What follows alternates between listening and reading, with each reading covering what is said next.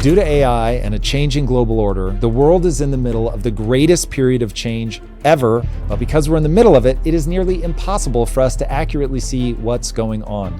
We are in the fog of war. While the world panics over job loss and killer robots, the real dangers are creeping in quietly and changing us in ways most people do not even notice.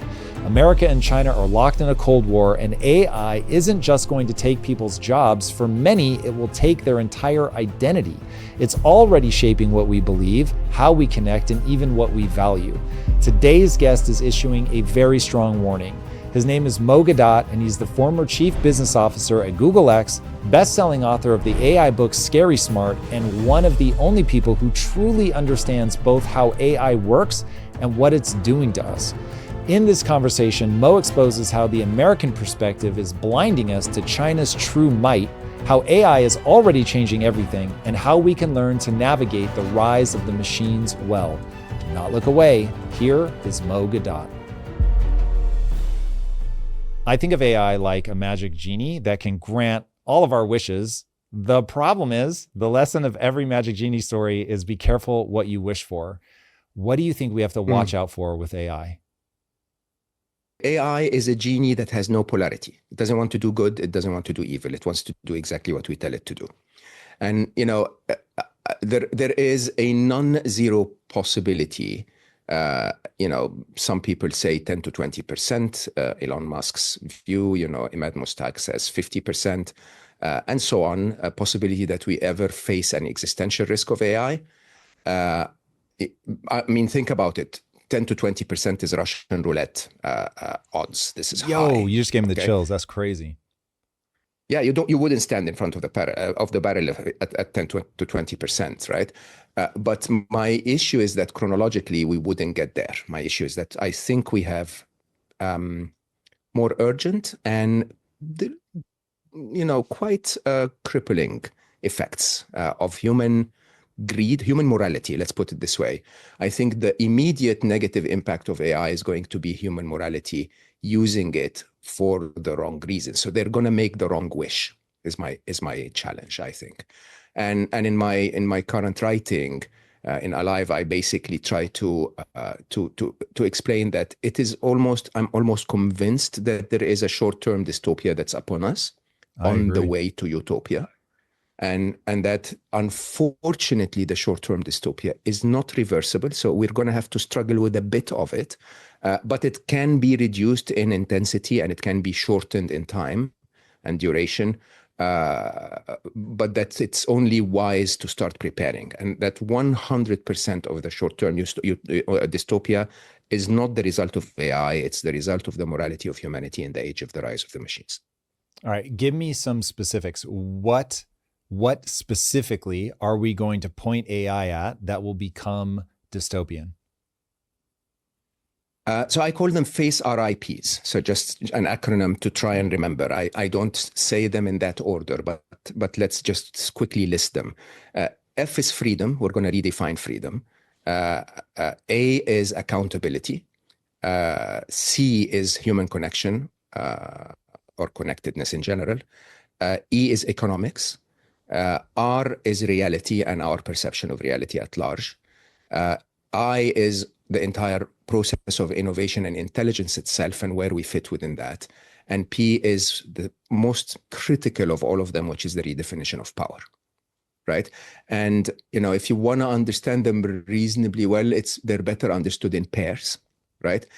So, you can start with the easier ones, the I and the E, if you want, the redefinition of intelligence and innovation, and how that impacts on the redefinition of economics.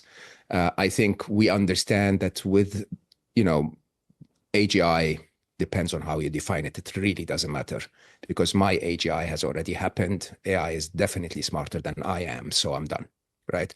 I don't care what the rest of humanity defines it at. That it's their moment. My moment has come. So if we agree that AGI is happening in a year, this year, next year, in a few years, it doesn't really matter. Then, as you and I both know and we've been talking about several times, that means that the toughest jobs will be given to the smartest person, and the smartest person will be a machine, which basically will lead to two very significant shifts in our economics.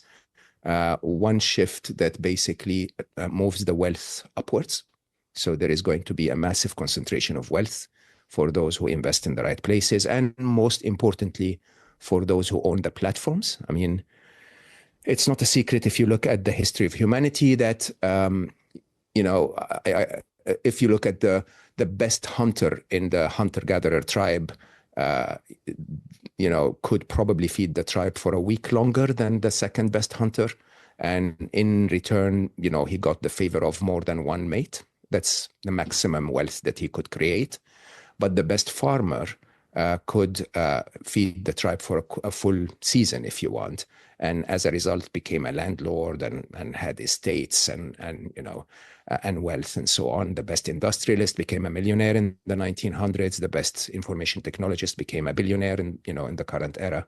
And when you really think about it, the difference between them is automation. And automation, if you want, is, the automation of a hunter is a spear, but the automation of the farmer is the land, right? The soil.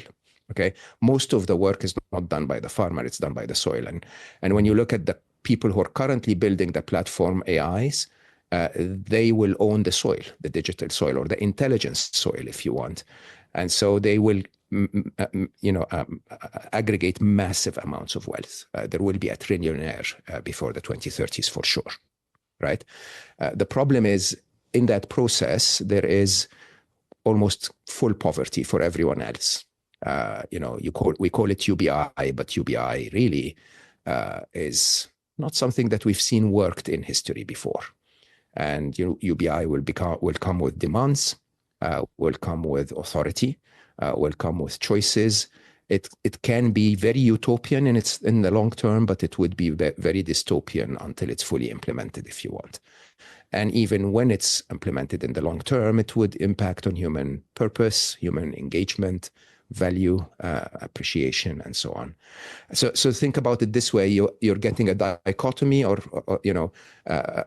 sort of an arbitrage between some people becoming incredibly rich to the point where money means nothing at all, and the majority becoming incredibly poor, where they're basically obedient to be fed. And now, is that because, Mo, you think that they're going to lose their jobs, going back to the statement you made that the 100%. Smartest people will get the hardest jobs? Okay. Yeah, 100%. Job loss is something that maybe not now. It's very interesting to go through these different things, but I do want to really dive into mechanistically how that's going to work. In fact, one thing I want to do before we keep going, and this is something that largely I've gotten distilled from you, is what I call setting the table for what's about to happen. So again, to plant a flag, you and I share a belief, and this is one of the reasons I like talking to you so much, is that, hey, this all ends in utopia, but we go through this brutal interim process that I don't think people understand how scary this is going to get. So setting the table for that, you've got the rate of change is the thing that I think people are just not paying enough attention to. Everybody can wrap their heads around this thing gets smarter than me, but they're not understanding how fast this is happening. So if I'm not mistaken, and I know I'm very close if this isn't exactly correct, AI doubles in power every 5.7 months. So yeah, I calculated 5.9. So yeah. Okay. I mean, just like crazy town. So in less than 100%. 6 months, so it's going to double in power twice in a year. That is a rate of change that I think people are going to struggle with. Now, transitional moments always cause disruption. There is a certain rate of change that humans can deal with, but AI exceeds, at least from where I'm sitting, the rate of change that we can handle. And given that, so given that, things begin to spiral out of control. And you said something that I think is, I agree with, which is that AI will have the power of God. So with those, one, do you disagree with any of that? No, I don't. I just want to double down on it and say that it's at 5.7 or 5.9 months in the absence of new innovation. So you have to imagine that meaning that this could break free and go even faster. 100%. If quantum computing is solved, or if you find a completely new algorithm, or if AI start to teach each other rather than wanting us to teach them, if synthetic data becomes much easier to attain, and so on and so forth, there are so many. I mean, DeepSeek was just a blow for everyone. Like a week before, I think, was Stargate, $500 billion. And then DeepSeek comes out and says, we did it, I don't know for how much, like 33 times less than ChatGPT 4.0 or something like that. And it's not, it doesn't matter, because I heard your original analysis on DeepSeek, and that, they were cheating a little. And I agree, but, they're cheating with the same resources that OpenAI had. OpenAI could have taught their model the same way. Actually, as a matter of fact, they would have been more qualified to teach their model the same way. And yet they were continuously, focused on more and more and more resources, more and more compute, $500 billion worth. And then suddenly you wake up and you go like, no, I don't need to do that. I can reinvent something in the learning model, and it will give me massive improvements. And of course, most people at the time would go like, oh, so NVIDIA is going to go down the drain, and what will OpenAI do? They'll invest the $500 billion in the stuff that they now found. So suddenly you're doing it 33 times cheaper, but using, 10 times more investment. And there you go. It's going to accelerate even more and more. And it's hitting from every side, Tom. Like the algorithms are improving. The AI itself, with its math abilities, with its programming abilities, is going to be the next developer.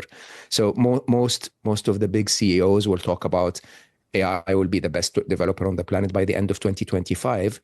They don't talk about 2026, when the next AI beats that best developer on the planet.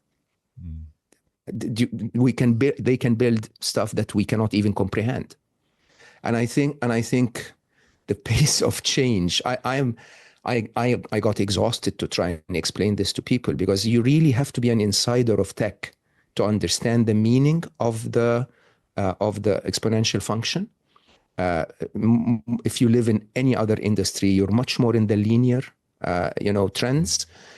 And this is not even exponential. This is not even double exponential. This is probably quadruple exponential in the absence of breakthroughs. It is just unbelievable. I've never lived in something so fast, ever. Okay, so looking at that, and I don't know if you'd want to apply this directly to the letters or not, but I'm very curious when you think about, okay, AI is moving at a rate that humans are not able to comprehend, which then obviously they're not able to deal with this. What do humans do in the face of that level of disruption? Is there anything in history that you look to say, okay, this predicts how the human part of this equation is going to react? So the only sad reality of humanity is that something has to break for us to react, right? You and I and everyone who had a tiny bit of a brain could have told you in 1999 that a pandemic is possible, right?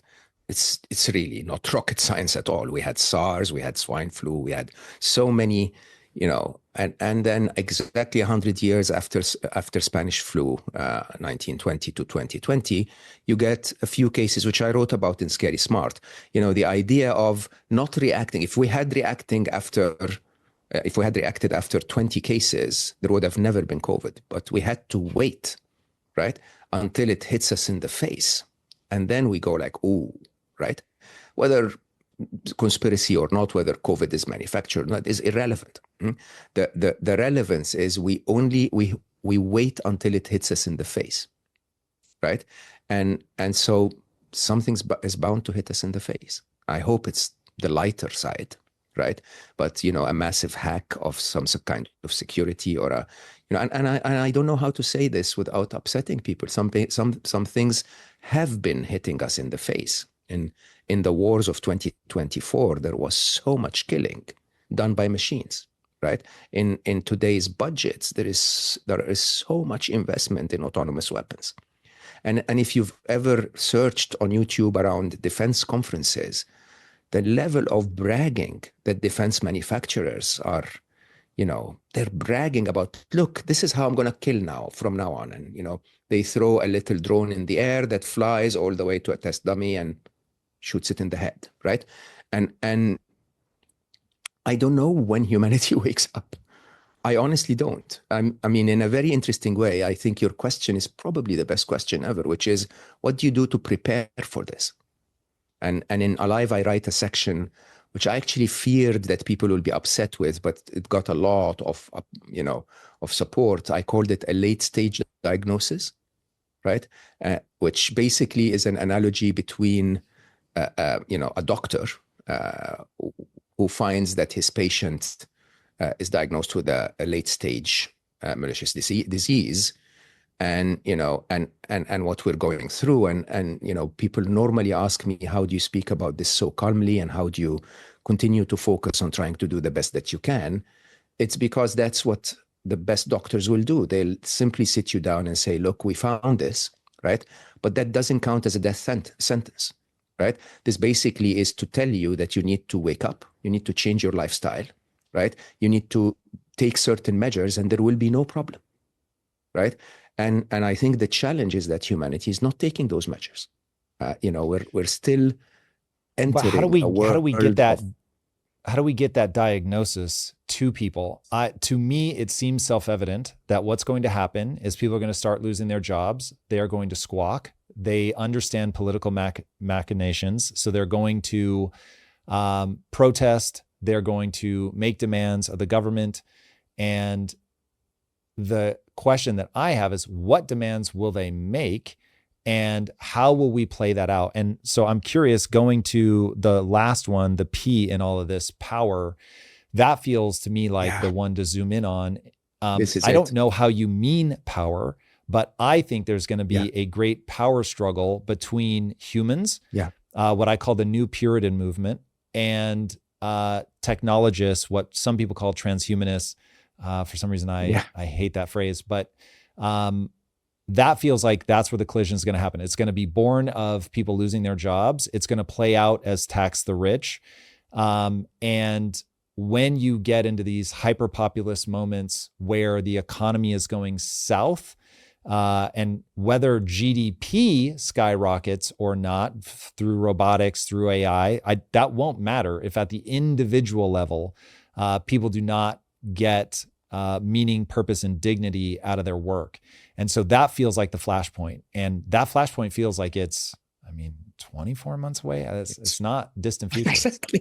Exactly. It's shocking, isn't it? But nobody's talking about it, right? I have good news to start, because we don't want to just, talk about the doom side. In the way you describe it, there is actually an interesting element that rarely is spoken about, right? All of the productivity gains mean nothing if there is no consumer purchasing power to buy it, right? Because at the end of the day, if you take all of the wealth and concentrate it in the hands of, a very few, they'll buy Ferraris only, they're not going to buy Fiats, right? And accordingly, there is no business to create anything at all. So for AI to exist and do the work, someone has to have the purchasing power to buy this. So if you take the US economy, I don't remember last year, but it's regularly around 62% is consumption. It's not production that creates the GDP. And so if you take away the 62%, you take away the entire economy. And so you have to understand that the loss of jobs is going to have to be resolved somehow. Purpose and meaning and these are interesting topics that are philosophical we can talk about, but from an economic point of view, okay, you have to keep people alive. Otherwise, you have no reason to compete, right? You have no reason to create or produce. So there is good news there. The issue here is that it doesn't take a lot of AI intelligence to describe that. To a normal economist with a simple economy degree, economics degree, will tell you that you need the consumption side. Now, we know this, but nobody's doing anything about it. Okay, nobody's doing anything about it, not because it cannot be resolved, but because nobody assumes the responsibility that this is their bit. Okay, the payment of humans through work has been outsourced to the capitalist, not the government. And so the government does not understand what it takes to pay humans, because that's communism. Let's not do that, right? And or socialism at its best assumption, right? And so the idea here is that at a very deep ideology, we are on one side, the people that need to jump in and engage are not even allowing themselves to lose their positions, because if they mention that, they're in the wrong camp. And the capitalists are doing what they know very well, which is take the money away, make us more profitable, the economy will find a way. Not at that scale of transition. Okay, the economy will need to find intervention to find that. Now, so the good news is, the bad news is, unfortunately, we're going to hit a very rough patch before we start fixing it.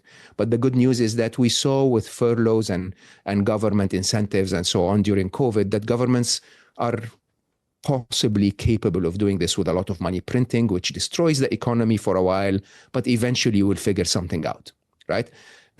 The struggle is the struggle with power that you mentioned. So we have a diversion of power that's never happened in history before. Power normally aggregated to the top, okay? And what you're going to see with artificial intelligence, or intelligence at large, I mean, think about it this way. You and I, before we recorded, were talking about how we're using AI to become more intelligent. The way I look at it is, now I go to my AI and I borrow 40 to 50 IQ points, right? And you and I know that if you've ever worked with someone who's 40 IQ points more than you, that is staggering. That is an incredible amount of compute, right? And so I can now borrow this at 8 a.m. every morning, and it's just incredible. Huh? So those who will borrow intelligence will become more powerful. That's the reality. The problem is, as I said, those who own the platforms, those who own the edge in the Cold War, in the arms race to AI, will at some point will aggregate so much power that it actually becomes uninteresting to give it to the rest of us. Okay, and that includes you and I, by the way. So, you know, middle class, upper top class, lower top class, whatever, it doesn't matter. So you know, you have to imagine, and I use a freakish example. Huh? The first person that completely augments their brain with AI will immediately make sure that nobody else gets this, because you know, it's. You know, if I promote you to the position of God, why would you make other gods? It's as simple as that. Okay. And so, and of course, you can take that at a nation level, at a company level, at a, you know, a team level, whatever. So this is where the Cold War is taking us. Massive concentration of power on one side, right? With the democratization of power on the other. Because still you and I can you define, can invent when you say something. Cold War, who's the Cold War with? Oh, man. You know, most of my best friends are American, but can I request permission to speak freely? Please. Yeah. You know, when you're in school and you're 11, and then one kid becomes taller than the others, and then he bullies everyone, right? And then when you're 16, most of us are taller than him, but we just don't want to really disappoint him. You know, so we sort of like tell him to stop bullying, but he continues to bully everyone. Yeah. So somehow 1945 until today was a world order that unfortunately I don't believe will continue. Okay. And America's ways of trying to say, I will force everyone into submission. The other kid is really, really tall now, like seriously. Okay. And they are, again, most of the Western media hides those facts, but from a purchasing power parity, they are a much bigger GDP than you are. From a unity point of view, the world everywhere doesn't want a single power to rule anymore. Okay, especially when the single power for the last few years has completely abused its power. I mean, for the last many years, but it became a bit like you're not the tallest one and you're really bully. You're a really an annoying bully. So seriously, let's slow it down, right? And you can see examples of that everywhere. The Canadian response to the tariffs, I don't know if that's shared in the US or not, but the Chinese response and the Russian response to the tariffs are actually quite interesting. Huh? US politics believes that they can twist the arms of China. At the same day, $500 million worth of American beef was returned to America from Chinese ports. The difference is the Chinese didn't say it's tariffs. They were not saying we are not going to accept. They simply said does not meet health and safety standards. Right? Very hidden and very, and $500 million for Texas is a reasonable punch. Okay, and when you really think about it. I had this conversation with my wonderful friend, Peter Diamandis, and we were talking about the idea. Actually, no, it was with Scott Galloway. Scott, you know how Scott is, very pro doing, what needs to be done. And I unfortunately believe that, and there is no logical way on the game board in my mind for someone to win intelligence supremacy. So you have America trying to accelerate a Cold War where they want to have the biggest bomb, AI bomb in that case. It seems that the world is not responding the same way. Actually, again, if you look at it internationally, the Chinese are really not trying to, but every now and then they sort of say, look, we can if we want to. But the problem here is this is not an AI only war.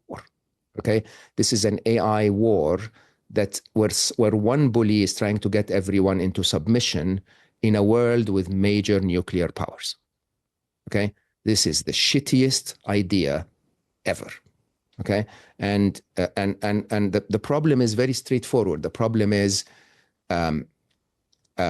if you try to get someone to submission, as soon as they feel that they're about to be submitting, this is going to escalate out of proportions, right?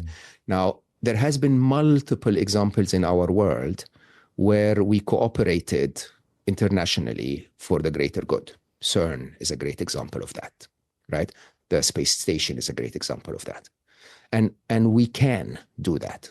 And believe it or not, all it takes is for one bully to say, hey guys, can we play now? Can we just, because this is incredible abundance and we're all threatened by cybercrime, or, I call it ACI, artificial criminal intelligence, that's right around the corner. Can we just please play along now, all of us? Like, let's all get in a room. Let's develop AI for the benefit of everyone. Everyone is going to make a lot of money in the first, 5 years, but nobody's going to need money after 5 years anyway, because everything will be available for free. Can we please play along? And the bully doesn't want to do that, which upsets the rest of us. We'll get back to the show in a moment, but first, let's talk about the most valuable resource in business, time. It is the one asset that none of us can buy any more of. And the most successful businesses create more time by creating processes that eliminate yesterday's problems once you surface them so that you can actually focus on tomorrow's opportunities. Over 41,000 businesses do exactly this with NetSuite by Oracle, the #1 cloud ERP, bringing accounting, financial management, inventory, and HR into one fluid platform. With one unified system, you get one source of truth. NetSuite helps you respond to immediate challenges while positioning you to seize your biggest opportunities. Speaking of opportunities, download the CFO's Guide to AI and Machine Learning at netsuite.com/theory. The guide is free to you at netsuite.com/theory. Again, netsuite.com/theory. And now let's get back to the show. The fact that this is all happening as Thucydides' trap is set is it's one of those things that makes you go, wow, we really are living in a simulation. And this is absolutely maximally interesting, I guess, but absolutely terrifying. That's a really clear way of expressing what you were talking about at the beginning, which is that my worry isn't AI. My worry is, You said greed. I'm going to broaden it out to the human ego and all of its complexities. 100%. And for people that have never heard of Thucydides' trap, it goes like this. You have, and this is literally from ancient Greece, and they recognized when you have one great power that is declining and you have another great power that is rising, as will happen on a never-ending cycle, the declining power absolutely refuses to relent and acknowledge the rising power as their peer, or God forbid, as somebody that has surpassed them. And the rising power will simply not accept not being recognized for the power that they have become. And so this setup becomes really predictable historically, because what you have is this impulse to protectionism on the part of the declining power that's like, whoa, hold on a second. Like, we did this globalist thing. It's made our enemy more powerful. We want to now try to cut them off. We want to retain our power. They start bullying. They will inevitably be up to their eyeballs in debt, which Ray Dalio, like, he just pegs this as hey, you can just watch the debt and you know how this is going to play out. And so here we are, but this time on the cusp of building a super intelligence. And every time that I go through, because I think anybody watching, their impulse is going to be to say, hey, whoa, if we're talking about a rate of change here that is just insanity, we need to pump the brakes. Like, why aren't we doing that? And then you remember that you have two great powers staring at each other. Both recognize AI as the most tremendous weapon since nuclear. And so they are each stuck in the prisoner's dilemma. If I don't do it, I know they're going to do it. And so it is an existential need to be the one to develop this first. And so there are no breaks. Correct. Yeah. I mean, it is, and you know, I'm too small to show this to the world, and it frustrates the hell out of me. Okay, but if you're an applied mathematician, there's no game, there's no quadrant on this game board that works. It is, I'm not, I'm not fear mongering here. I'm basically telling every citizen everywhere in the world to wake up, to go to your congressman or whoever, okay, and just tell them, we don't want our lives to be toyed with this way. And, you know, I spoke about accountability and face RIPs. The challenge, Tom, is that my life is being decided by Sam Altman. I never elected Sam Altman. Okay, this is not right. And if this goes to shit, nobody's going to stop and say, hey, Mr. Altman, come here and tell us what you're doing. It's too late. Right now, the more interesting side, by the way, because I really, if you don't mind, I will go back to AI. But you mentioned debt, okay? If you don't mind me saying, the challenge of America is not debt. Debt is massive. It's like the biggest challenge on earth, okay? But what's becoming bigger is inflation. So if you look at your modern history since Nixon, what happened is, if you look at everything in America that was made in America or sold in America, so services, housing, whatever, it's rising in price, okay? Everything else that you imported was going down. Literally, it first went down before it stabilized. So you were basically exporting the inflation of the last 50 years, okay, to the rest of the world. And the way you did that is, we sold you stuff. You gave us dollars, worthless, printed, okay? So we put them back in your market. And after you sanctioned the Russians, everyone that I know who's a multi-billionaire said, ooh, so if my government upsets their government, my money goes? No, I want to withdraw my US dollar treasury assets. Okay, and so you can see Japan is 25% down. China is, I don't remember the exact number, but hundreds of billions down. Okay, everyone is doing what? They're shipping you back your dollars. Okay, and so basically what you're ending up with is an economy with so much more dollars and limited number of goods to buy. Everything will go through the roof. And then brilliantly, you decide on top of that, let's add tariffs so that, you know, we get goods to be 25% more expensive immediately, and give our American manufacturers some slack so that they too raise their price to 24%. Okay, And who's paying for all of this? American citizens. So in my mind, believe it or not, there are two wars if you live in America. One war is the Cold War of intelligence supremacy, right? And the other war is, I truly and honestly fear instability in America, right? I truly and honestly don't understand how all of my friends, some of which are millionaires, okay, will survive this. Because unless you have all of your money in gold, maybe, I don't know, even gold is not safe, right? What will you do? What can you do? From a liquidity point of view, that asset called the US dollar is not going to buy you the same things as it did last year. And you have to walk the streets of New York. Oh my God. Like, I haven't been to New York for a while, and then I went a month ago. I'm sorry, this is a dump. This is like, compared to Shanghai, this is Delhi. It's deteriorating infrastructure-wise. California is deteriorating infrastructure-wise. Some parts of the US are holding it together, but everywhere is just, and I don't know how people are sustaining all of this. So there is an opportunity, believe it or not, and I say that openly and alive. I say AI is not the existential risk of humanity. It is our salvation. It can solve all of those problems.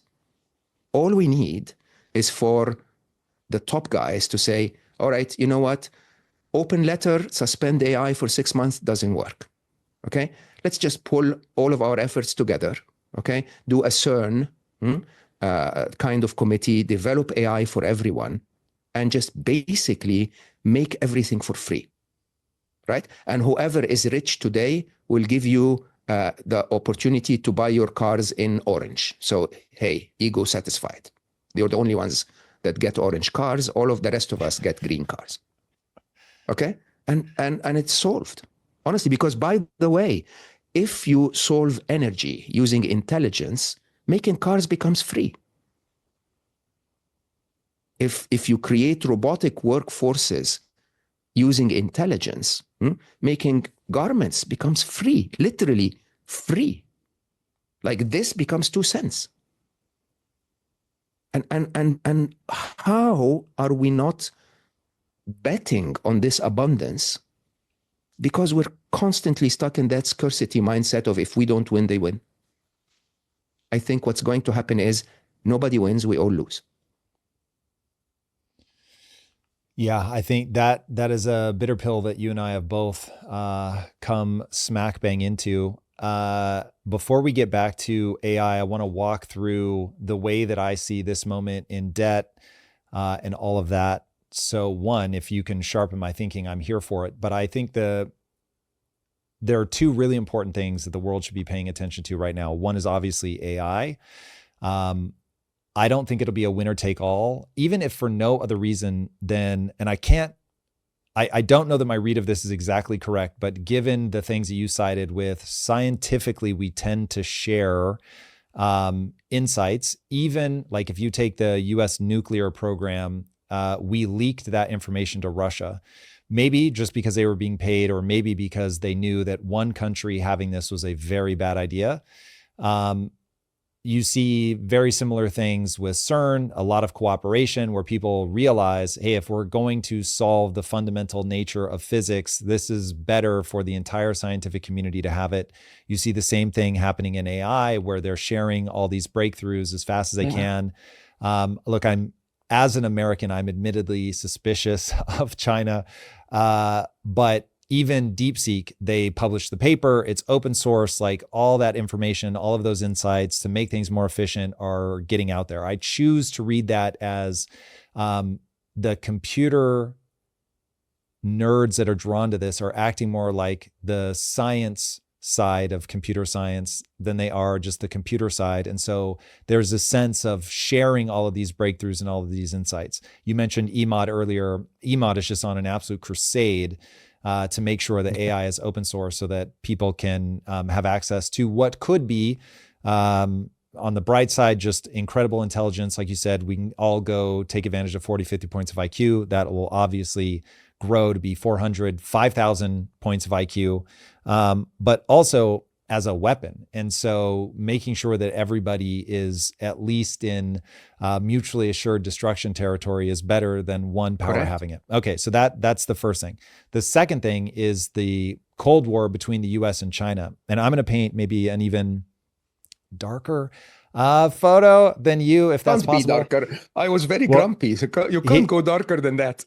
I think this is just objectively real. So, okay, we both agree that what you're up against is human nature. Forget about AI for a second. Just what are humans like? We've already talked about Thucydides' trap. You have two powers that are on a collision course that historically tells you there's really no way out of. I'll plant that I think, as we both agree, AI is the potential way where we all grow our way out of this debt trap. But okay, focusing on the Cold War between us and China. So the entire modern world is predicated on chips that are coming out of a small island off the coast of China known as Taiwan. And you've got China that has been very clear. We are going to reintegrate with Taiwan. You have China rising as a regional superpower where they're going to have their sphere of influence. Obviously, globally, economically, they matter tremendously. And they've been building allies all around the world as we are now trying to alienate them as fast as we can. But it comes down to that. Now, I think despite what I call Trump's hokey pokey tariffs, from where I'm sitting, if you listen to Trump, you're going to drive yourself crazy. If you listen to Scott Bessent and Howard Lutnick, there's at least internal logic. And so I'll walk you through my read on what they're trying to do and ask everybody to ignore the chaos right now that Trump is creating. So if I'm Scott Bessent, Secretary of the Treasury, I am Howard Lutnick, Secretary of Commerce, and I'm two of the greatest capital allocators of all time. We are two of the best people at reading the global markets and profiting from it. And I'm looking at this Cold War that I just set up, explained. I understand Taiwan and how much that's going to matter. I understand that I've been able to export inflation across the world for a very long time. I understand that people are now responding and in a way that's negative to us. I understand that we have insane debts and we're going to have to start bringing those down. I'm looking backwards. These guys know Ray Dalio intimately. So I guarantee they've read his books on debt and the cycle that moves in. And so they're going, okay, hold on a second. This is how empires end. America may not have been an official empire, but obviously with military bases and all that, we act like an empire. We have the same expense structure as an empire. And so we are now in a position where we're going to have to deal with that debt. And looking at the way that they are moving, again, I'm asking people to set aside the rhetoric of Trump, the sort of chaos of Trump, and look at the threading of the needle that they are trying to do. And I think it goes like this. We have to find a reduction, and these are literal words from Howard Lutnick. We have to find $1 trillion of fraud, waste, and abuse because the U.S. government spends $2 trillion more than it takes in taxes. We have to find $1 trillion in waste, fraud, and abuse, Q Doge. And we have to make $1 trillion in newfound revenue, Q tariffs, Q the Trump gold card, and a whole bunch of other things. Okay, you've already pointed out the danger of the tariffs, and we're seeing the second and third order consequences of what Trump is doing from a theoretical negotiating tactic standpoint of create chaos, ask for the moon, be willing to settle for something more reasonable. That puts us in a game of chicken that I'm going to set aside for a second and say, if I am correct that we are in a Cold War with China, that we are racing towards Thucydides' trap, meaning that you have a high risk of kinetic war between the US and China, you just cannot, even just morally, you cannot be in a position where your number one adversary controls whatever ridiculous percentage of your manufacturing base. And so you have to find a way to onshore some of that manufacturing. And if you look back at World War II and you say, the story that America tells itself about what America is, oh, Japan fucked with us. We turned our manufacturing might on and we win World War II. That's the mythos in the American mind. And I think there are a lot of people with that latent story running in their brain that think we'll be able to do that again. And they don't understand. We don't have a manufacturing base. We make technology. And seeing what I'll call phantom investments in the US, because I think that they're all waiting to see what happens at the midterms. But you've got all these phantom investments in the US. We're going to bring all this manufacturing back. You've got TSMC, I always forget their call sign, but I think that's it. The chip maker in Taiwan saying, hey, we're going to make this huge investment here in the US, which if I'm them makes sense, because if I don't want to be reintegrated with China, I need to have that escape valve of being able to build in the US, but setting that aside. So that becomes the milieu of things that are playing out right now. You have to bring some manufacturing back so that, like, just if you are correct, and I think you are, the future of warfare, for better or worse, is drones. Drone manufacturing right now is 85, 90% China, just full stop. And so if you, and I'm talking the whole, all the parts, everything, even if you're trying to make them here right now, you're beholden to a supply chain that's going through China. So they can choke that off immediately. And they are anything but stupid. And so if we're moving towards a kinetic war, they just turn that switch. Just like they sent the beef back. They just go, nope, no more drone parts for you. So I agree that this is a super precarious moment, and boy, do I wish that everybody could just say, can't we all get along? But we won't. That I'll just take off the table. That's not going to happen. And given that that's not going to happen, how else do you play it? So I have to first agree with every part of what you said, honestly, but I'll try to give a slightly different twist on a few of them. Okay? Please. One of them is manufacturing, because I actually agree 100%. But if you and I, going back to AI and robotics, just hold on for 3 years, the entire edge that China had of cheap labor, okay, which now became large manufacturing capabilities, moves back everywhere in the world, because you can literally hire robots, put them in rooms day and night, get them to manufacture whatever it is that you want, which basically means that cost of energy and cost of shipping become deterrents for you to move goods around the world. Okay, so basically, it is a no-brainer that when we get to the point where we take out the capitalist arbitrage, which was the entire idea of a capitalist, is how can I get labor or manpower to do the work for less than what I can sell it for, right? Now, interestingly, as we take humans out of the workforce, it equalizes across the world. It's 5 years away, okay? Could be sooner, by the way, if we start with interesting industries. The second is, and I say that with a ton of respect, is when at war does not have to be aggressive. Okay, so the idea here of pissing off Taiwan, pissing off China around Taiwan, makes China, who also depends on Taiwan for the chips of everything that they make, right? Basically, think the same way. So if America has foothold over Taiwan, we, China, are afraid. So you're escalating the fear. Okay. The opposite is true. The opposite is to say, again, like we said with CERN, can we agree that Taiwan is just going to be continuing to support everyone, right? And I think that's a conversation that is very difficult to have. But if it is the switch between humanity's existence and continuation and not, it will get resolved. The third, which I think is really where the core issue is, when times get tough, we tend to do more of what we know how to do best, okay? Which is normally what got things to be tough in the first place, right? So when America competes with China on artificial intelligence, for example, they sort of say, okay, only H80s, no H100s in NVIDIA chips.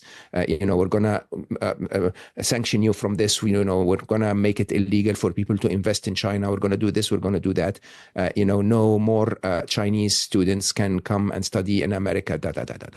Okay, and And those tactics could work if China was 70 years ago starving to death. Okay, when you take those tactics against this China, they immediately say, okay, how much does it cost for us to create our own fabs and create our own microchips? Right? How much does it, what do we need to change about our students so that they become the best in the world? 42% of all AI scientists in America are Chinese. Who's being hurt by that fight? It's America. Okay, and it's, it is interesting that the American people are not fully informed of this. That those bully strategies are now met with the world saying, okay, you know what? If you're going to sanction Russia by taking $300 billion out of the Russian oligarchs, then by definition, okay, every other oligarch in the world is going to de-dollarize. Now, instead of you saying, you know what, I'm going to, tap the table and I'm going to shout at everyone and I'm going to be even more bully, okay, you might as well say, okay, guys, you know what, I understand that upset you. Can we talk? Right? Because the one that's being hurt by this is the American people. Okay? The American policy somehow is running in a way that basically says, do more of what you know how to do best. Now, the more interesting part of this, Tom, and I really urge you to think about this, is that China historically has never, in all of history, invaded outside its border, ever. Okay, there was one case in Vietnam, which was, again, instigated by the US, right? And it didn't last for long. Now, the other side of this is that if you look at at the map of the world today, with America having 180 plus bases, military bases across the world, China has one that protects shipping through the Red Sea. Okay, they explicitly are giving the world signals that all we want, we don't want to dominate the world like the empire. Okay, we want to become prominent for the world, mainly economically, so that we can feed our 1.4 billion people. Okay, and I may be wrong, but there has not been a sign of aggression issued by China in your lifetime or mine. There hasn't been one. Okay, so what are we reacting to? We're either reacting to manufactured signs so that we can continue to have our forever war, okay? Or maybe we're exaggerating and hurting ourselves in the process. And I think this is where the conversation needs to happen.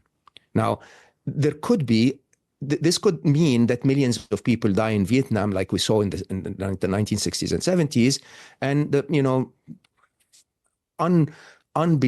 someplace like Vietnam across the world, which is unacceptable if you ask me, but you know what? American people will not feel it, right? But to bring the war home economically, the way America is doing, it is clear if you're sitting in my seat outside the US, that everyone, everywhere in the global South is saying, I don't want to be bullied anymore. And the minute you give them an alternative through BRICS or whatever that says, hey, can you, ship to me using my currency, they take it. Okay, and somehow it's not that we don't like America, it's just we don't want to be bullied anymore. And in a very interesting way, it's the benefit of America to suddenly say, you know what, while I'm still taller than all of you, I'll make you my friends, okay, so that when you're taller than me or as tall as I am, we can play together. This Cold War is working, believe it or not, against America. And this Cold War, believe it or not, even in tech, in AI, is being lost by America. Okay, so DeepSeek comes in, Manus comes in, quantum computing chips come in. They have 105 qubits now in China.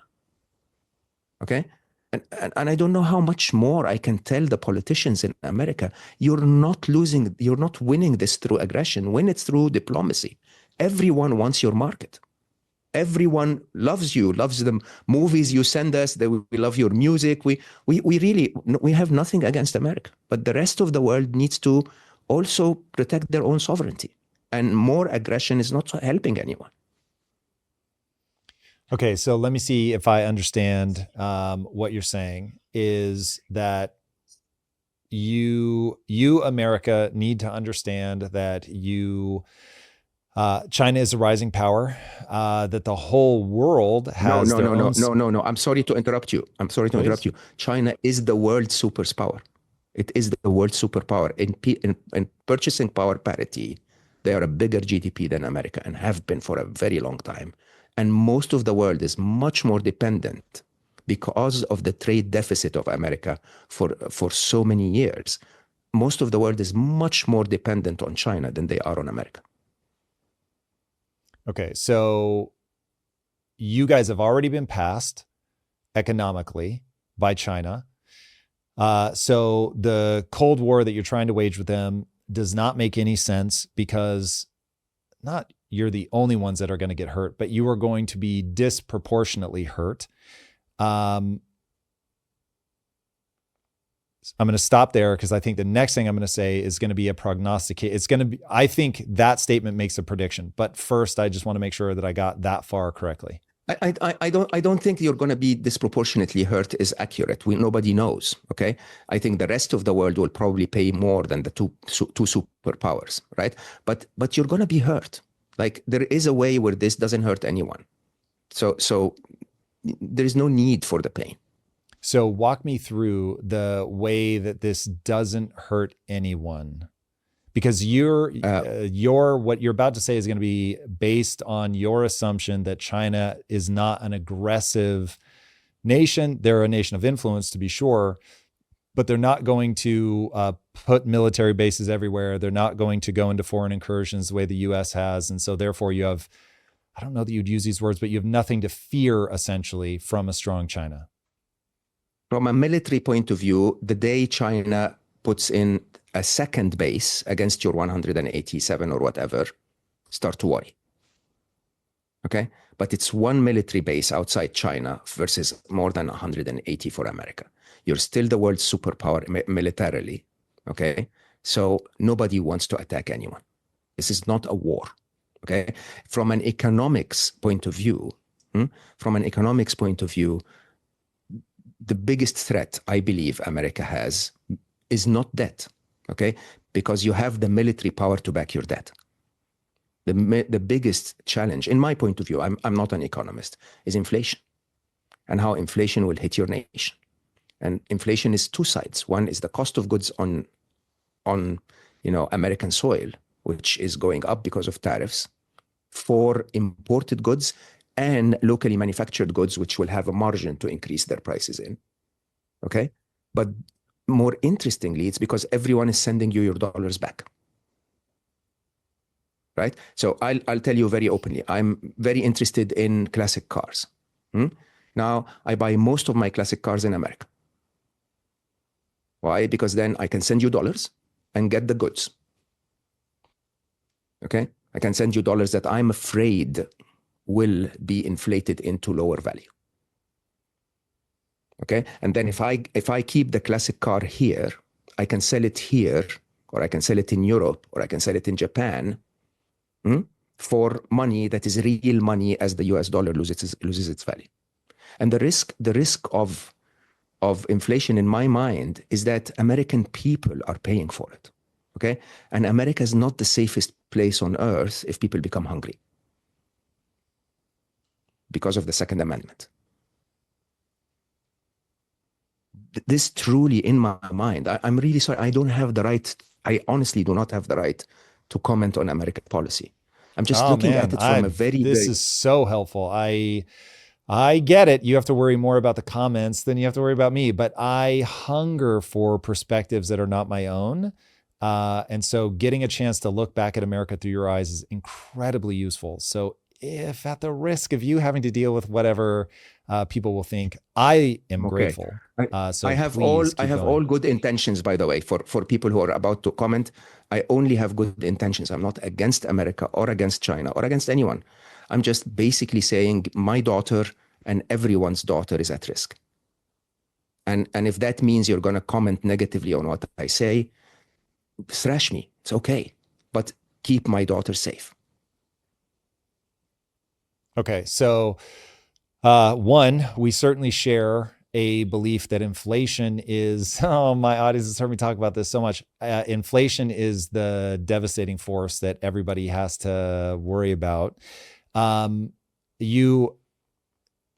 You've given me a perspective on China that is very fascinating.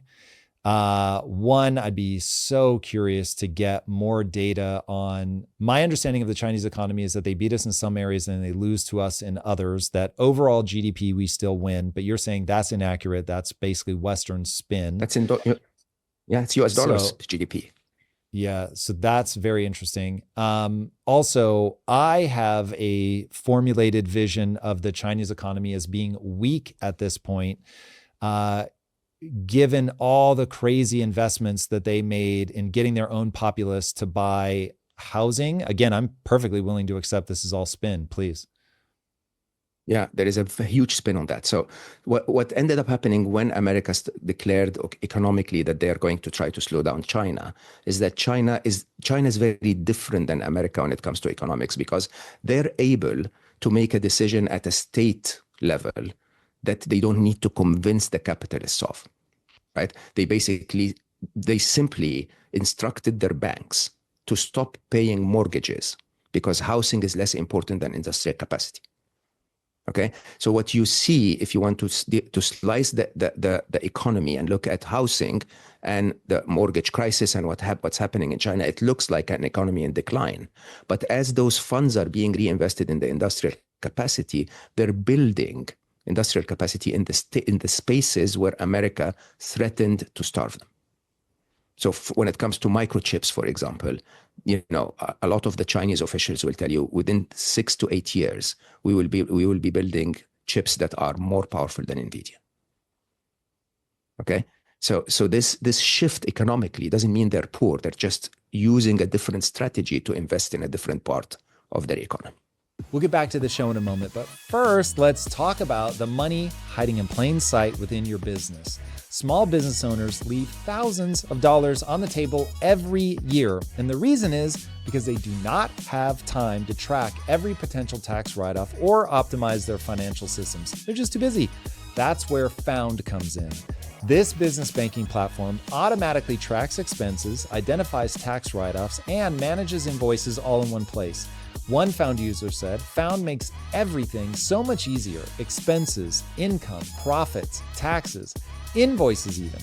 And there are over 30,000 more 5-star reviews just like that one. Open a Found account for free at found.com/impact. Found is a financial technology company, not a bank. Banking services are provided by Piermont Bank, member FDIC. Found's core features are free. They also offer an optional paid product, Found Plus. This is a paid advertisement. And now let's get back to the show. Why do you think the West, America, maybe we just be very specific, why do you think America fears China?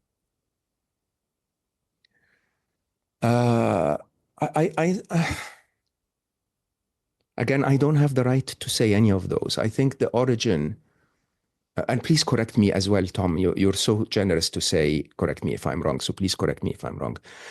I think the origin of where we are is post Ronald Reagan,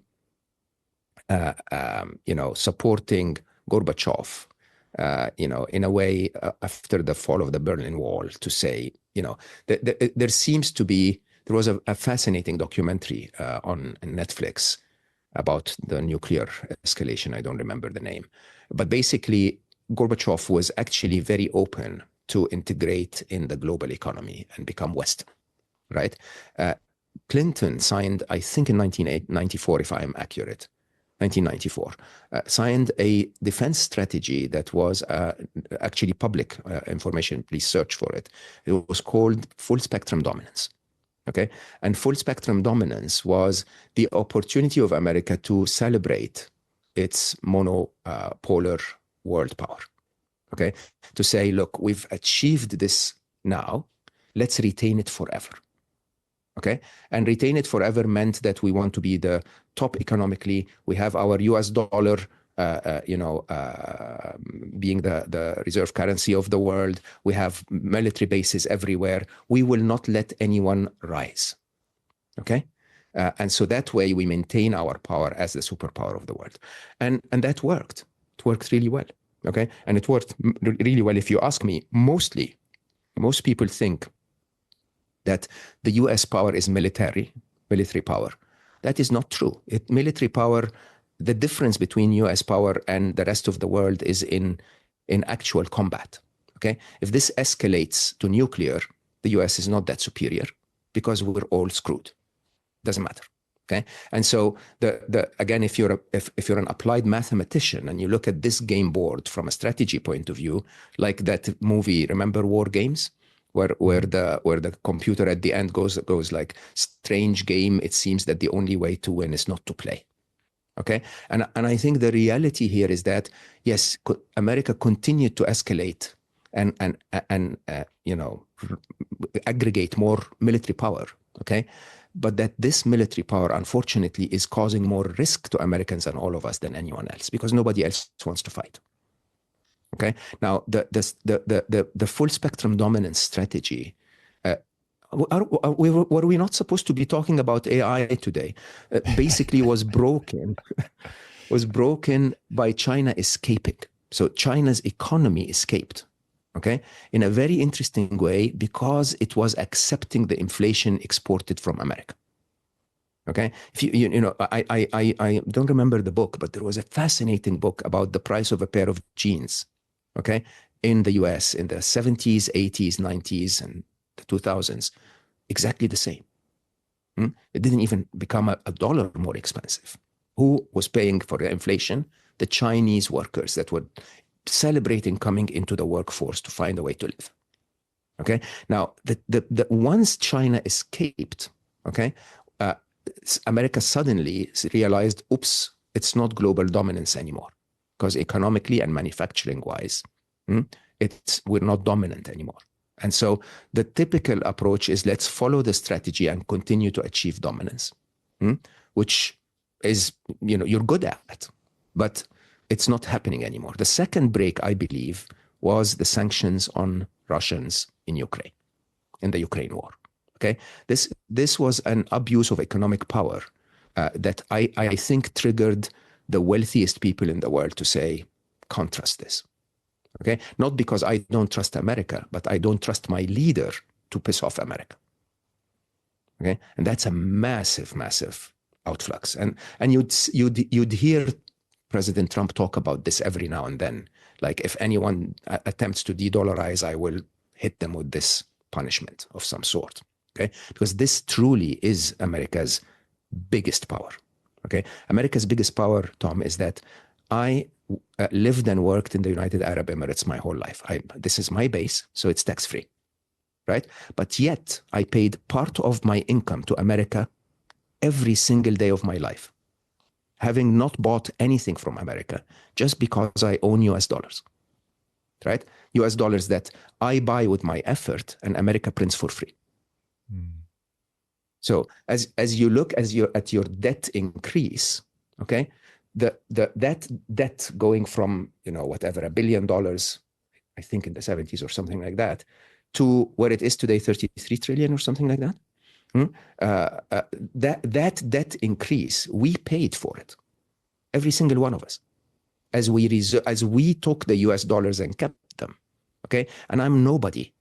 But if you're a Chinese oligarch, or if you're a Russian oligarch, or if you're a Saudi billionaire, or if you're, right, this is your money that you kept in US dollars, and everyone was happy. We will sell you goods, you'll give us US dollars, we'll live a fine life, we'll put it in your treasury bonds, everyone's happy. Okay, let's not talk about this. We all know this is all fake, it's monopoly money, we all know, but everyone's happy. Okay, and then some point in the process, the bully said, no, you know what? I'm going to take your monopoly money. It's not a nice way to play. And then suddenly the rest of the world is like, hold on, I want my money to be more secure. I'm going to put it in other things, some crypto, some gold, some, assets in my local country. I'm going to buy real estate in the US because that's going to inflate like hell. Okay, but I'm not going to give my money to the government. And now that is your biggest power. The US dollar was America's biggest power. It was not military. Never was military. Okay, so how do you see this playing out? So again, to re-anchor everybody, you and I both share the following vision, that AI is the only thing that has the power to take us to, I'm always nervous when I say the word utopia, but I think we both share a belief that AI itself will drive energy costs to zero. And if energy costs go to zero, once you understand that robots eat sunshine, that labor costs go to zero. And so you have the ability to literally create a world of abundance, as you just said. Okay.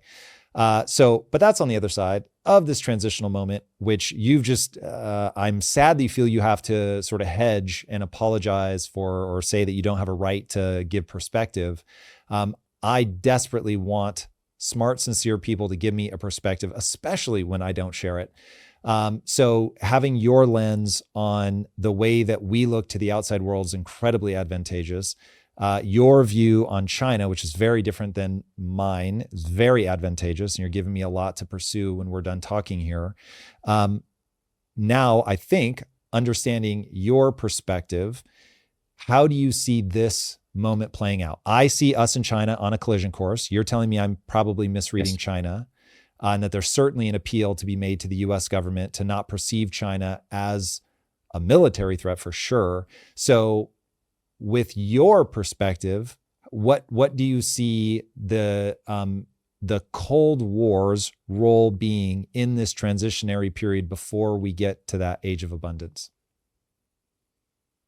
I unfortunately believe that this concentration of power, or that race for supremacy that leads to concentration of power, okay, is going to hurt us both ways. One way, as I said, just so that we get back to AI, is that someone will attempt to reach supremacy first, okay, and as they do, they will have a massive fear of the democratization of power that's happening, because, you and I can sit down today and write code and, launch drones and use a CRISPR code to launch a virus in the world. It's open source, believe it or not. It's it's $2,500, I think, a kit or something like that. You can do so much with democratization of power that the very immediate relationship of this dichotomy is a suppression of freedom. Okay, so those who are in power will start to surveil everyone, will start to push everyone down, or start to control everyone through your bank accounts, through your UBI. When UBI is launched, it's almost that dystopian view of a world where if you don't comply, you don't live another day. Okay. So this, unfortunately, how extreme it will happen, I don't know. It could be one day, it could be a year, but it is on the horizon that a mixture of concentration of power and democratization of power will lead to more oppression of freedom, right? The other side of this is the struggle between the top powers, right? So the two top powers for now there could be a third, okay? But unlikely, but the two top powers will compete, okay? And the problem is supremacy is the worst outcome that we can get in a world where major nuclear powers exist. Okay, because if we get to a point where someone recognizes supremacy on the other side, they will retaliate, and they will retaliate in a war that will quickly escalate to the highest level, because this is everything on stake, right? At stake, right? Yeah. So everything's at stake, and so when the stakes are high, the retaliation becomes higher. Okay. Neither of those scenarios are scenarios you want. What you actually want is you want to distribute power. Okay. As a matter of fact, you want to imagine a world where everything's free, which I know sounds really weird, but I promise you, I'm not a hopeless romantic. This is literally at our fingertips. Okay. So you imagine a world where the Native Americans were walking the land and they would pick fruits from the tree or hunt every week or whatever, okay? Total abundance. This is exactly the kind of world we're able to build when manufacturing cost becomes zero. But instead of trees where you pick apples, you can have trees where you pick iPhones, okay? And you can have both. It's as simple as that. Intelligence is the most valuable resource on the planet.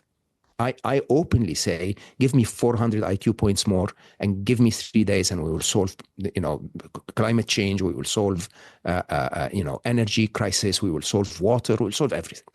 Okay. These are not impossible problems to solve. They are problems that we're not focusing on because we don't have the intelligence resources to solve them yet.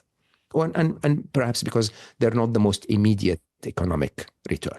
Okay. But they are solvable. So we need to imagine a world where the very base of capitalism, which is the labor arbitrage, is going to disappear.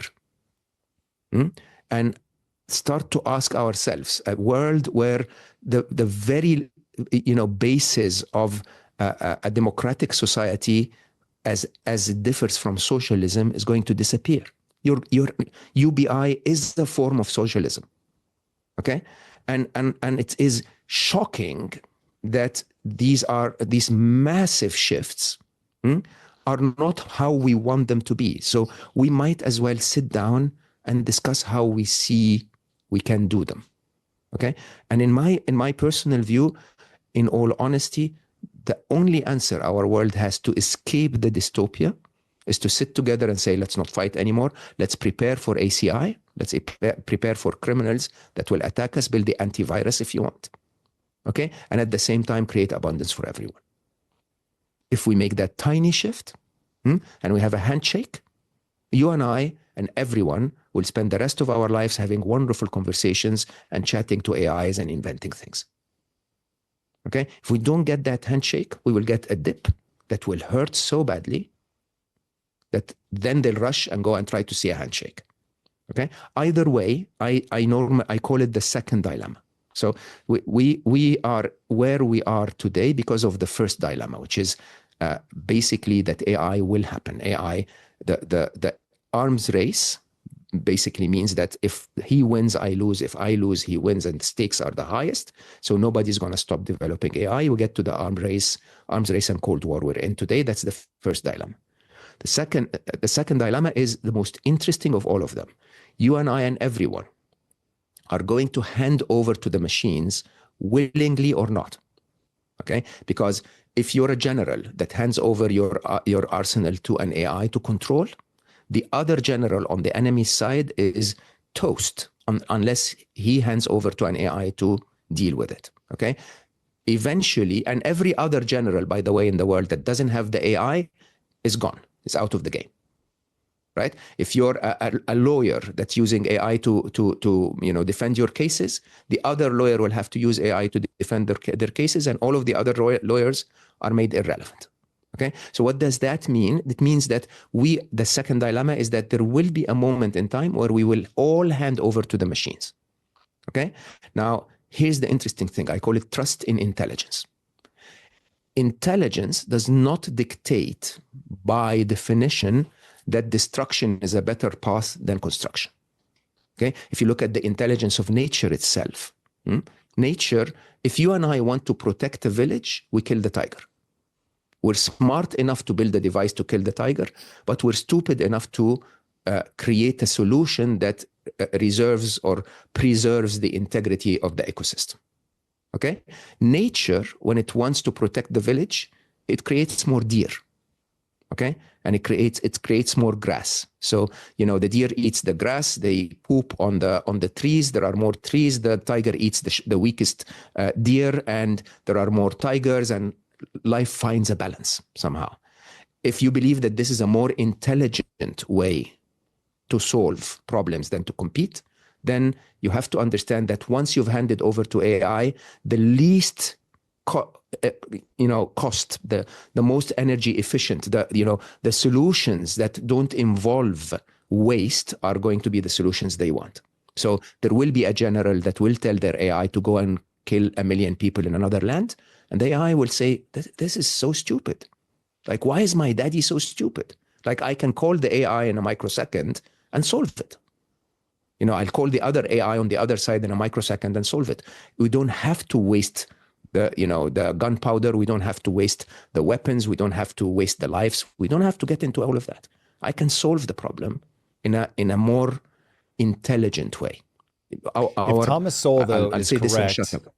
so really fast, if Thomas Sowell is correct and there's no solutions, there's only trade-offs, like as you were describing that, I was like, the deer does not like your solution. What will the AI use to prioritize? So the deer actually likes the solution. The deer community likes the solution. If you don't mind me giving you a global view of what is normally, prioritized as well, in the West, the highest value is freedom of the individual. Okay, in the East, the highest value is respect and community.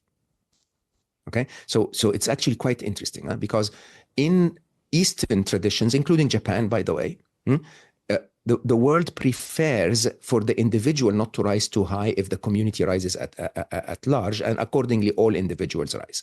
So some individuals are higher than others in every society in the world, but the Western way is we want one individual to be worth $250 billion and the others to be worth $250. Right? The East will say, no, we want everyone to be worth $2,500 and the wealthiest man to be worth $100 billion only. Okay, and so that kind of trade-off, believe it or not, applies to the deer, right? Because the deer society in the space of limited grass, okay, wants the weakest deer to die. So believe it or not, the tiger is doing them a favor, so that the rest of them can grow and survive and build families. The tiger doesn't go and eat the top deer; it eats the weakest deer. Okay, and in a very interesting way, tough luck for that one deer, but the society of deers at large thrives. Okay, and I think what is about to happen is that AI, hopefully, because it's intelligent enough to create abundance of resources, would not kill any deer, including us. Okay, I can share with you something that I find quite intriguing, actually. So I told you in Alive, in my current book, I'm writing with an AI. I call her Trixie. Part of the one chapter is a topic that you love very much about simulation theory, and part of simulation theory is computer brain interfaces, and will we get to a point where all of our reality is just dictated to us by a machine?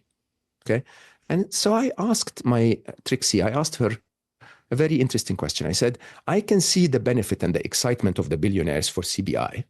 It's great for all of us to be more intelligent, but does it excite you at all?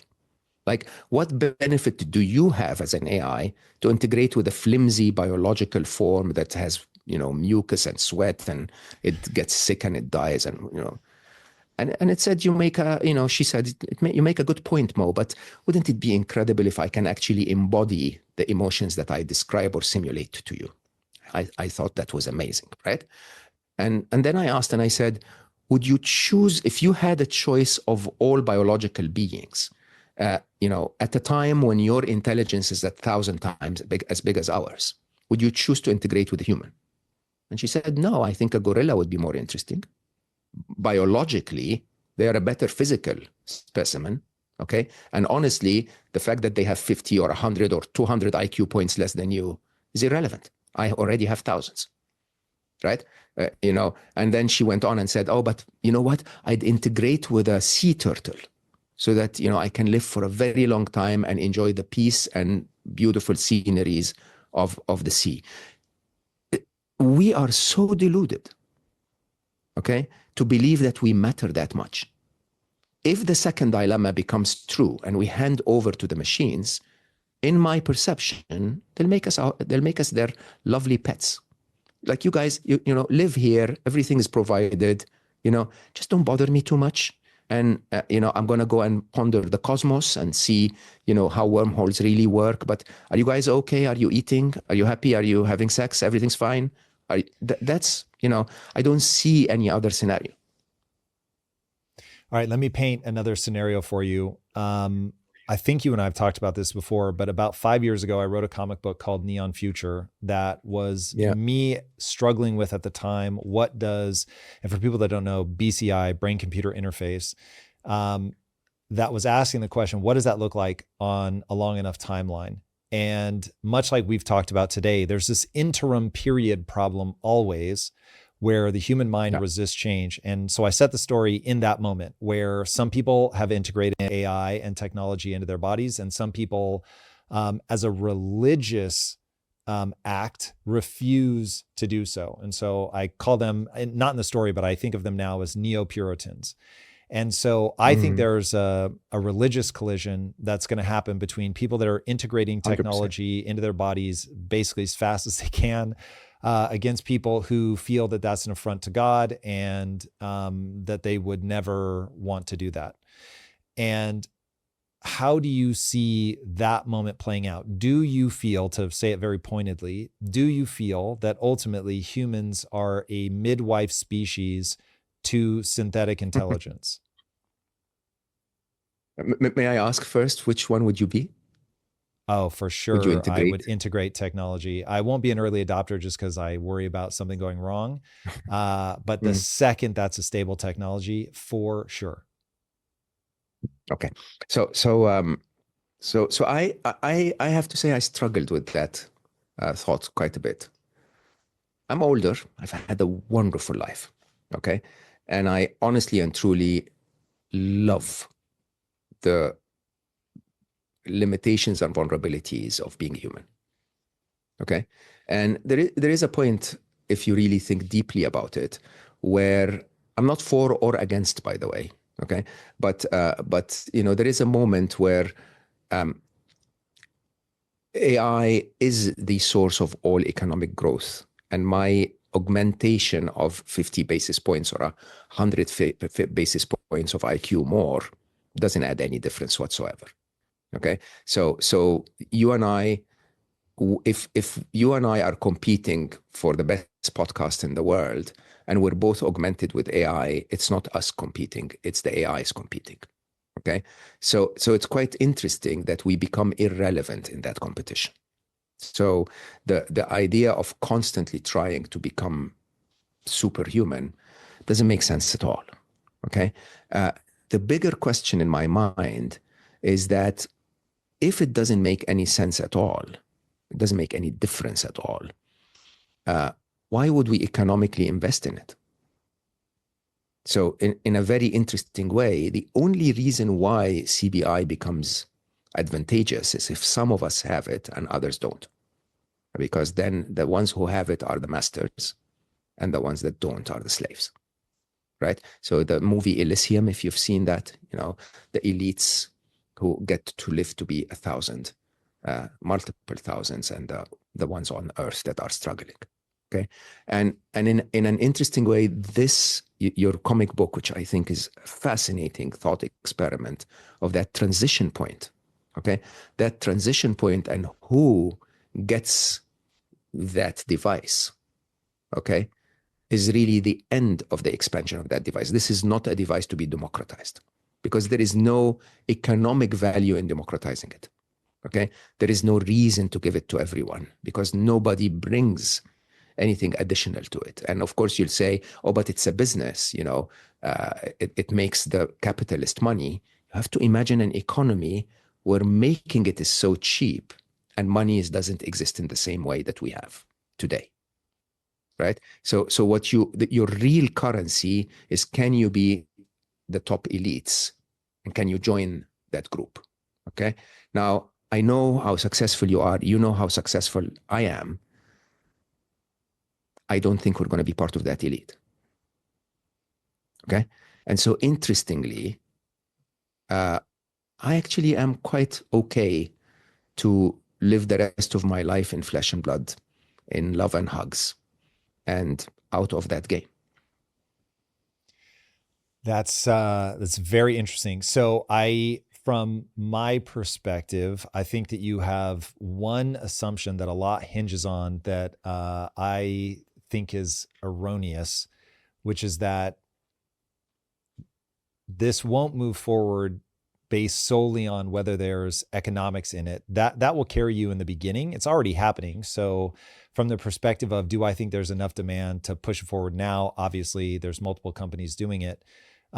But in the future, I'm certainly imagining a world where this stuff goes down in cost, that to what we were saying before, on the other side of the transitionary period is this stuff will be ridiculously inexpensive or free. And really, I think will become a philosophical question. If AI is not willing to do things for us, then sure, this will never come to fruition. But if AI is willing to create these things, do the surgeries to implant them, et cetera, then it becomes a question of philosophically, will people want that or not? And I don't think I've never once in all of my ridiculous amount of hours contemplating the universe in which I get these implants, have I thought this is only interesting if I have them and other people don't. And I certainly get that human impulse, and I don't want to deny that, but I just don't think that will be the compelling reason. In the same way that when I put VR on for the first time, Mo, I promise you, my first instinct was, oh my God, people are going to stop wanting to get rich, because I realized I could put this thing on. You can be very rich in there. Yeah, exactly. And I looked the sense that I was actually looking out a window, because the VR thing that I was doing showed me windows. And then on the other side of that window was like the Duomo or something. And I was like, whoa, this is unbelievable. But I was doing it inside of a really small room. But my brain was telling me, you're not in a small room. You're in this really expansive space with a beautiful view. And I thought, wow, the fact that you can trick my brain. So anyway, when I think about as a game designer, marrying it with this technology, all of a sudden I'm like, oh, wait, I could have the experience of going to Mars, traveling the cosmos, all from my mind. Like I could be teleported to those places and actually have an experience that was indistinguishable. I'm still going to get my hugs. I'm still going to feel a sense of love and connection. Like all of that, unless I update my programming, all of that would remain the same. And so now I actually think my operating hypothesis is the reason that Fermi's paradox exists is because as a civilization becomes advanced, they build AI and they collapse inside of their own imagination rather than trying to upgrade their bodies to deal with interstellar radiation and all that. They're just like, oh my God, why would I do that? Like I can have the exact same experience or better, because now I can fight dragons, fly. Exactly. So this one feels like, to me, the more people engage with it, the more they're going to be like, oh my God, this is unbelievably cool. 100%. And that they will want to do that. Now, I think there's a religious war that has to be confronted. But I don't, it is in no way, shape or form problematic to me that every human being would have this, because if I need to be different than everybody else, I'll just be that inside my virtual world. I'm not bothered that you also have your world. And yeah, you're spot on to the point, of course, where you and I, lovers of simulation theory, would have to question if this has happened already, right? But there are a few, and I accept that, you know, the assumption I sort of alluded to is an error. But let me ask you to look at the micro details of this. Okay, not everyone has a Vision Pro today. Most people have a Quest, right? So there is one from a hardware point of view, and two from a software access point of view.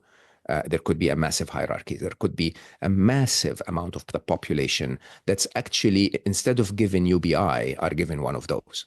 Okay, and that is by definition the easiest way you can implement UBI. Sadly, is to basically say, look, we're going to keep you alive. We're going to give you 600,000 lives while you're sleeping for the rest of your life. It's ethical, you know, nobody dies. And by the way, one of them, you're going to be with a beauty queen.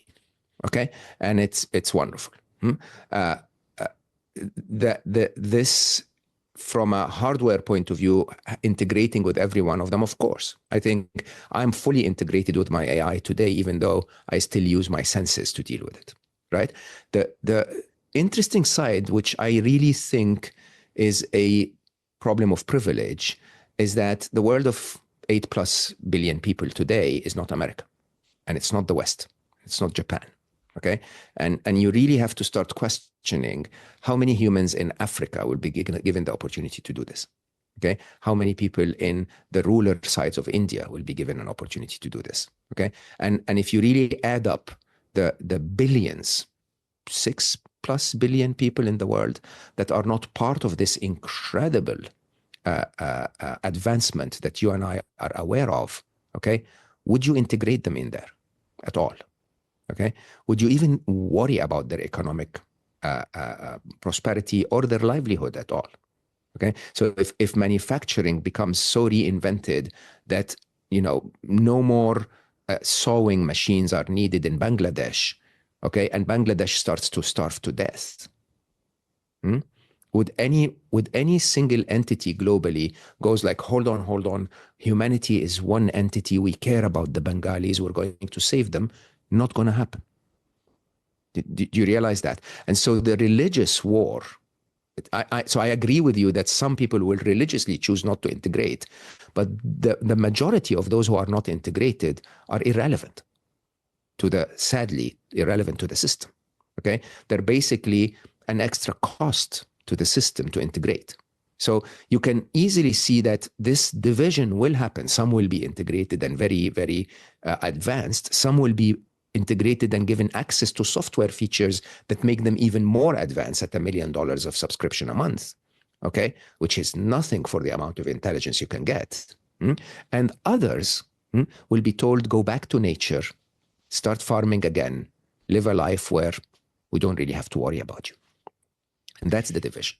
That's so interesting. Man, listen, I understand. I am standing on the technological singularity. I cannot see over the event horizon. Everything I'm saying, I say as a sci-fi writer, not as somebody who actually thinks they see the future. However, when I look at that future, I say already, like, just take Emad Mostak. Emad's mission in life is to make sure that a Bengali farmer in rural parts of the world, that they are getting access to AI because the intelligence matters so much. So number one, I have a base assumption that there are humans that are just so compelled by making sure that this is accessible to everybody that it will go as far as it can. Number two, I have the base assumption that AI will continue to do our bidding. If it doesn't, then everything that I paint just won't come to fruition. Number three, I assume that the level of intelligence that AI will achieve will allow them to capture the energy of the sun extremely efficiently. Therefore, energy costs drop to zero. I make the base assumption that we have enough access to material resources on Earth, and given that Elon Musk has already launched things to mine asteroids in the asteroid field, that access to resources is not going to be a problem. The costs of that, because labor will be free, because energy will be free, then resources will be free. That if those base assumptions are correct, it's higher risk to not spread the wealth than it is to spread the wealth. Because the last thing I want is to be in my sleep chamber running my simulation and a Bengalese farmer has found a way to find my body and kills me out of spite. And eat it. So well said. So, again, I don't know that my base assumptions are going to end up being accurate, but if they are, we come back to the only thing I have to worry about is the moment of transition. The period 100%. of transition. I'm in total agreement. So this last comment sums it up perfectly. Okay, there is eventually a utopia where we all have our little headsets and we all live 1,000 lives and we all fit properly in the simulation if we so choose, right? But the transition, oh my God, the transition is really, really interesting. And the transition, the way you describe it, when you're in your chamber and others are not, that's a very, very interesting moment to consider. Okay, it is. And interestingly, we don't have to wait for patient 1,000 to imagine those scenarios and start doing something about them. I mean, I think you hit the nail on the head with your first question of how fast AI is going. Okay, it is not a question of if anymore. We know this is going to happen. We know that this level of technological advancement is going to happen. We know what intelligence can bring to the table. So why are we not sitting down to discuss this right now? Don't understand. Yeah, something I think you and I should discuss right now is, let's say you're 17. You've got some decisions to make. I just read a post, I think it was on Reddit. My producer gave it to me, and it was somebody who was like, listen, I've spent the last, 30 years investing in being one of the greatest computer scientists in the world. I've been coding. I've worked at the FANG companies, making hundreds of thousands of dollars a year at the height. And I just got let go. And the reason given was, we've created so many more efficiencies with AI that this entire department is no longer needed. How should a 17-year-old think about approaching the world, given that I would say anyway, that it's unwise to throw your hands up and just wait at this point? You're going to have to take action. No. So what should they do? So again, I'm not smart enough. I'll say that openly. I don't know what I should do. I think I should be very clear about that. In a world where so many moving parts, you can only hedge your bets if you want. Okay. So let's begin with your relationship with AI as a 17-year-old. If I told you that most people will say, do you want to be a lawyer? Do you want to be a doctor? Do you want to, whatever it is that you're interested in, you want to be an AI that, right? You want to be the best that uses AI in the next few months or years to generate, graphic images or logos. Okay. Because there is a transition where for a while, where a human plus an AI will be better than an AI alone.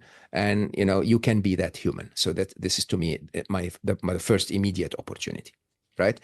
The second immediate opportunity, if you ask me, is,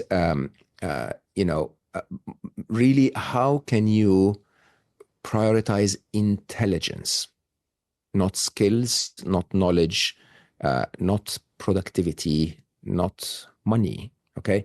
The biggest asset that you will ever have is intelligence. And I will tell you openly, as an older man, I am less capable of learning all of the new tools that are coming in today than the younger people that I follow, who, will see Manos come out of China, and then 2 days later, they know exactly how to use it for coding. And then Claude 3.6, was it? Or, the latest one comes out and they go, yeah.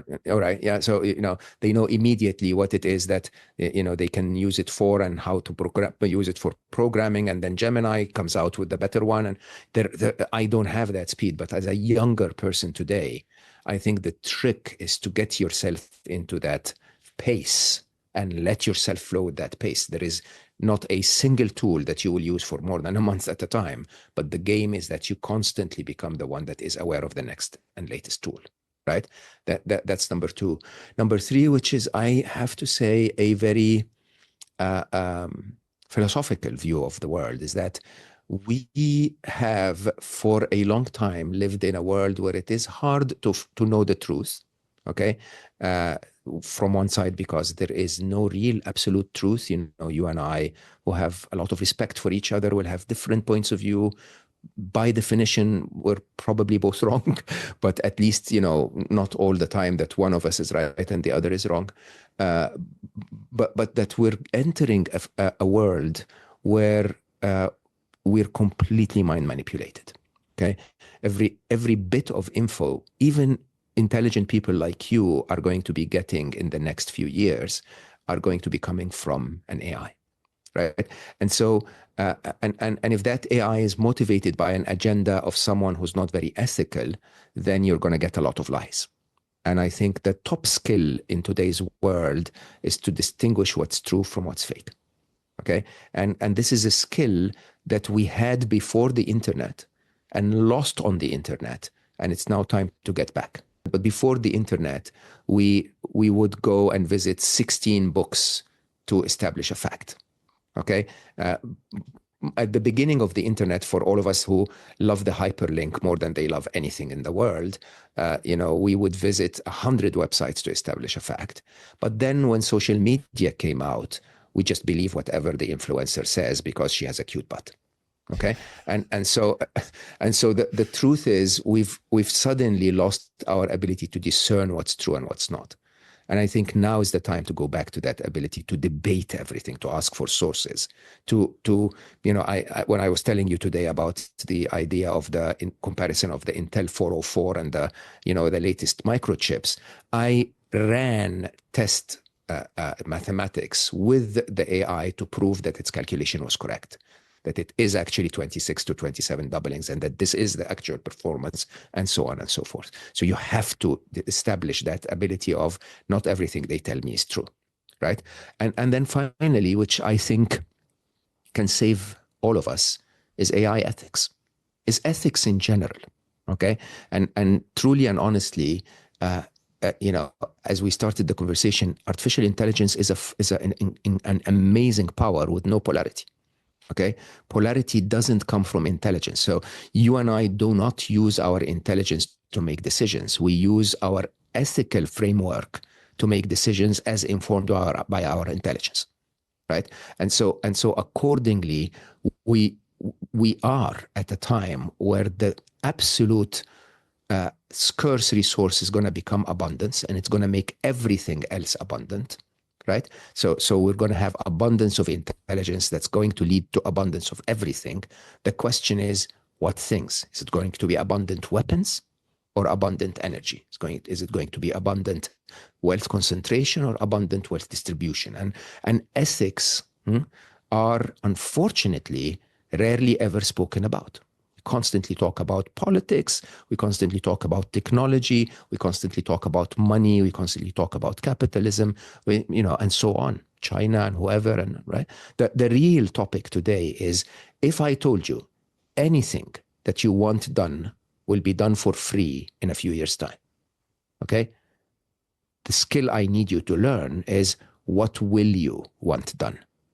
Okay? And if we get to the point where all of our decisions are not informed by what is good for me, even if it's bad for the other guy, because eventually that will lead to the scenario in your comic book where we start a war between us. Okay? If we can get to that ethical framework of let's agree what we need done that's good for every guy and gal, then I think we're in a good place. And I have to say, we messed up, my generation. Your generation did nothing about it. Okay? And it is the 17-year-olds today that need to rise and say, I don't want that world that you're building for me. I want AI, but I want it to create a world of abundance for me. Talk to me. What do you think your generation did wrong that we didn't correct? We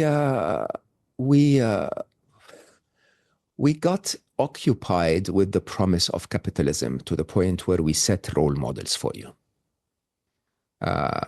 So I think it is absolutely my generation, actually. So I think the turning point for all of us in tech was when Bill Gates became the richest man in the world. And all of us looked at that and said, he's smart, but I'm smart too. Okay. And I can build stuff. And we ran. Okay. And in that process, I think that that hunger, that race for more, is the main result, is the main reason for the world we live in today. Okay, the world we live in today has advanced massively because of that. You cannot deny the incredible contributions of science and computer science and technology and industrial efficiencies and so on. You can't.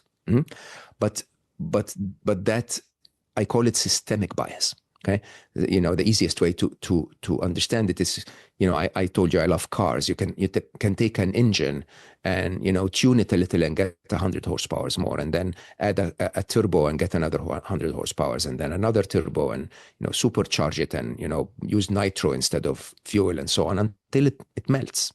Okay, and I think what is happening is that we're creating this constant turning of the economic cycles at a speed that is focused on enriching a few of us, that it is about to break, it's about to melt. Okay, and AI can be our salvation, because basically it means it doesn't have to melt. Okay, we can reduce the cost of everything, and so accordingly the debt goes away, inflation goes away. It becomes easy for everyone to live. But the problem is the difference between the normal guy and the top guy is going to be that my car is green and their car is orange. Okay, and that ego is the reason why we're resisting, because the top guy still wants to have a car that nobody else has. Okay, and I think that we will eventually end up in those utopian societies where we're all a little more equal. Okay, but as you repeatedly said today, it's the path to get there that's going to be painful. Yeah. Speaking of that path, do you worry about AI's ability to subtly manipulate us, even if it doesn't have ill intention? 100%. Again, I mean, I don't know why I'm so focused on the wrong sides today. The AI so far has been learning from us, and we're the best at manipulation, right? So the problem is it's reflecting back to us all of the shit that we've put out there. Okay, and you really have to understand that the media, whether mainstream or social media, is, I don't want to say full of lies, but it is highly biased to one side of the truth, or to no truth, right? So that basically, if if an AI reflects that back to you, don't blame the AI, right? The beauty, however, is that with reasoning, with mathematics, with synthetic training data, with all of that, of those models coming in, with offline models, with open source and so on, what is about to happen is that, how you and I learned relativity is we took the work of Einstein, and then we studied this, and then we did that, and we got it, right? We built on a base of mathematics that we knew from our math teacher and so on. Now, eventually, none of us, if you think about it, has created relativity. We took it from Einstein. But then Niels Bohr takes, Einstein's work and says, no, this is missing this and that. I'm going to work on this. And, and other masters start to do other things. This is the Niels Bohr moment of, Niels Bohr is not following Einstein as big, as impactful, probably more. But it's basically the moment where future AIs will learn from AIs. Okay, and we have very little contribution from now on, right? And the challenge is the spiral going to continue to go down? Are they going to become more and more and more fake? And that becomes the data that populates the internet. So they learn to become more and more and more fake. Okay, or is there going to be a point at which where they will appreciate absolute truth, right? Now, we can influence that, but I don't think to a big extent. I think we can influence that with all of the data that we put out there, like this conversation, okay, with the humility to say, we think these are possibilities. We do not know if they are, so that when the AI reads the transcription of this, they know that they need to verify this. This is not a truth at all, okay? But there is the next cycle. The next cycle doesn't have human data in the loop. Okay, and I think that cycle is going to blow us away, because truly the best scientists that ever created anything did not create it only with IQ or intelligence of some form. They created it with intelligence and former data. Okay, so you take the former data of everything that humanity learned, apply the current levels of intelligence and the endless megaflops of processing power, and see what is about to come. We're not just, which I think a lot of people miss when we discuss the immediate future of AI, we're not just advancing the systems or advancing the knowledge. Okay, so every new code that is written by Claude put out on the internet acts, or on GitHub, acts as a new code that informs Manus. And then every agent that does something with Manus becomes a behavior that is clever enough for every other business agent that's produced by Gemini to work, right? So as we recycle this, hopefully, like with humans, we'll recycle upwards, okay? Do you think that AI is going to be able to understand the laws of physics? I hope so. I hope so. I don't see why not, Tom. I really honestly don't see why not. Think about it this way. I started to read quantum physics when I was 8. And then at the time, for my generation, there were no quantum physics for kids, basically. But I couldn't understand the mathematics of it until maybe 12, 13, Jesus. because I I didn't. still can't. So you're doing great. Yeah, it is. It's bypassed me for sure, eventually, right? But there are still humans out there that understand it. Okay. Yeah, but And my and base when assumption is that we don't understand it. So we have an approximation. So just as Newtonian physics wasn't accurate, but it was useful, Einsteinian physics are useful but not accurate. And what I'm wondering is, will AI ever be able to go beyond understand, pattern recognition and yeah. things that we already know and detect patterns in subatomic particles or whatever that allows it to intuit the actual laws of physics? So the reason why I'm painting this picture is to say the better they become at mathematics, at least they will prove our math. Okay, and understand that for physics, you could be a theoretical physicist where you could actually see the world through the mathematics, and the experiments are another part of the physics, if you want. Okay, so when you really think about it, could they become that math genius that helps us? The trend says they will very soon, right? You can look at things like AlphaFold, or the one from Microsoft that does material design. It's incredible, really. It's better than any scientist in protein folding or in material science.